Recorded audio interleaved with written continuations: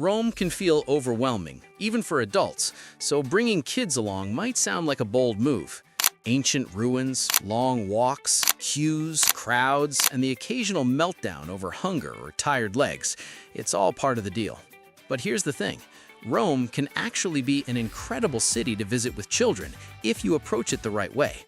This isn't a place you rush through ticking off landmarks. It's a city you explore slowly, mixing history with pizza breaks, fountains, gelato, and a bit of chaos. In this video, I'm going to walk you through how to experience Rome as a family, what sites work best with kids, which ones to skip or simplify, and how to plan easy weekend-style excursions outside the city when everyone needs a change of scenery. I'll also share some practical tips to keep days manageable and moods intact. So let's talk Rome, Family Edition. A quick big-picture overview. Rome is basically an open-air museum, but that doesn't mean every museum or ruin is going to work for kids.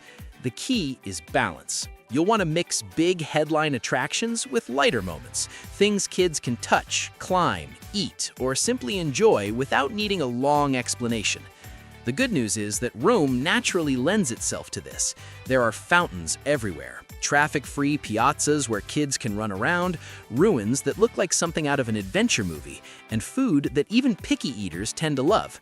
Add in parks, short guided tours designed for families, and a couple of strategic day trips outside the city, and suddenly Rome becomes much more approachable. Lean into the ancient adventure angle. If there's one thing Rome does exceptionally well for kids, it's making history feel real. This is not a city of dusty displays behind glass. The Colosseum is right there. The Roman Forum is right there. You're walking on stones that are thousands of years old, often without any barriers at all. The Colosseum is usually the first big stop for families, and for good reason. Kids tend to love it because it's dramatic and easy to understand. Gladiators, crowds, battles, it doesn't take much imagination. That said, queues can be brutal, so booking skip-the-line tickets or a short guided tour is worth it. Many tours are specifically designed for families and keep explanations punchy rather than academic. Right next door, the Roman Forum can be trickier. It's massive, mostly ruins, and very exposed in the heat. For younger kids, this is a pick a section and get out situation. Don't try to see everything. Focus on a couple of highlights, tell a story or two, and move on before interest fades completely. Make museums short and strategic. Rome has world-class museums, but that doesn't mean you need to drag your kids through all of them. Choose carefully. The Vatican museums are a good example. Incredible? Absolutely. Family-friendly? It depends. Older kids might enjoy the scale and drama of the Sistine Chapel and the Maps Gallery, but younger ones will likely struggle with the crowds and sheer size. If you do go, book an early entry ticket if possible, and set expectations ahead of time that this is a short visit, not the whole thing. For something more manageable, Capitoline museums can work surprisingly well. They're smaller, calmer, and packed with statues and artifacts that feel very Roman. You can frame it as a treasure hunt, spotting emperors, gods, or strange-looking sculptures. Fountains, piazzas, and gelato breaks are one of the best things about Rome with kids. Some of the most enjoyable experiences are completely free. Piazza Navona, Campo di Fori, and the Spanish Stairs area all give kids space to move, observe street performers, and feel the buzz of the city.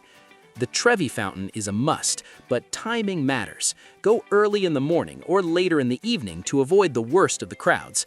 Let kids throw a coin, explain the tradition, take a quick photo, and move on before it turns into a stress fest.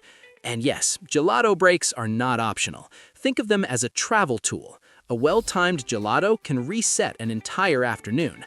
Rome has no shortage of excellent gelaterias, and letting kids choose their own flavor gives them a sense of control over the day. Parks and downtime matter more than you think.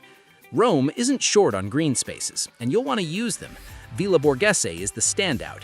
It's huge, mostly traffic-free, and perfect for families. You can rent bikes, visit playgrounds, have a picnic, or even take a small boat out on the lake. This is also where you'll find the Borghese Gallery, but honestly, even if you skip the gallery, the park itself is worth the visit. After days of stone streets and ruins, having somewhere kids can just run around makes a massive difference. Food is the easy win. Italian food is one of Rome's biggest advantages for families. Pizza, pasta, bread, cheese, it's hard to go wrong. Many restaurants are casual and welcoming to kids, especially outside the most tourist-heavy zones. That said, try to eat earlier than the local dinner rush if your kids are young. Restaurants often open for dinner around 7:30, which can be late for little ones. Lunch is usually easier, and bakeries are your best friend for quick snacks. Getting around without losing your mind. Rome is very walkable, but distances add up quickly, especially for small legs. Public transport can be useful, but buses can be crowded and unpredictable. Taxis are often the least stressful option for families, especially at the end of a long day. If you're traveling with a stroller, be prepared for uneven pavements and steps. Lightweight, foldable strollers work best here. Easy weekend-style excursions from Rome. Sometimes the best way to enjoy Rome is to leave it for a day. Luckily, there are several fantastic family-friendly trips just outside the city. Ostia Antica is a brilliant alternative to Pompeii with kids. It's closer, less crowded, and incredibly well preserved. Kids can wander through ancient streets, explore houses, and climb stairs without the same restrictions you'll find elsewhere. It feels like a real city frozen in time. Tivoli is another great option. Villa Este's fountains are a hit with children, and the gardens provide a nice break from urban Rome. Hadrian's Villa is nearby too, though it works best for older kids who can handle a bit more walking. Be realistic about your schedule. This might be the most important advice of all. Rome rewards slow travel. Trying to cram too much into each day will backfire, especially with kids. One major activity per day is usually enough, with space left for wandering, food, and rest. If your kids are tired, adjust. Skip something. Rome will still be there. Give kids context, not lectures. A little storytelling goes a long way. Instead of explaining Roman history in detail, frame sites as stories. Emperors, gladiators, myths, and legends.